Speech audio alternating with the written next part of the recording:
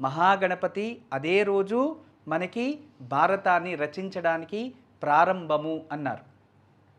ఆ ఒక ఆధారంగా ప్రతి ఒక్కరు కూడా ఆ రోజు విద్యాభ్యాసానికి మొదటి రోజుగా ఆ ఒక విద్యాభ్యాసానికి సంబంధించినట్టుగా మన సనాతన ధర్మంలో ఏదైతే అక్షరభ్యాసము అని కర్మని ఆచరిస్తుంటామో దాన్ని ప్రారంభించడానికి శ్రేష్టమైన రోజు.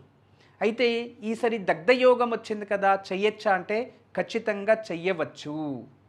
ఏ ఒక ధార్మిక క్రియలని ఆచరించినా అది శుభమే అని తెలియచేస్తుంది. అందువలన అక్షరాభ్యాసానికి అత్యంత శ్రేష్టమైన రోజు. మరియు ఈరోజు మనము బంగారు కొనుగోలు చేయడానికి చెయ్యవచ్చా అంటే మీ ఇష్టం అది. మీరు కొనుగోలు చేస్తారా అలాగే ఉంటారా మీ ఇష్టం. అయితే మీకు నేను తెలియచేసేది మంగళ ద్రవ్యాలని కొనుక్కోండి, అక్షయమయ్యే పుణ్యఫలాలని ఆచరించండి, తల్లి తండ్రికి పాద నమస్కారం చేయండి, గురువులకి నమస్కారం చేయండి, కులదేవత ఆరాధన చేయండి, నదీ తీరాల్లో వెళ్ళి స్నానం చేయండి.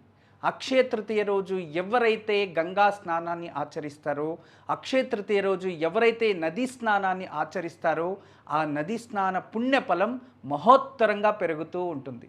అంటే కర్మని తగ్గించుకుంటూ పుణ్యాన్ని అభివృద్ధి చేసుకునే క్రియలు ఏవి ఆచరించినా కూడా అది అక్షోగంగా పెరుగుతూనే ఉంటుంది. అక్షయము అంటే వృద్ధి చెందుతూనే ఉంటుంది అని అర్థం.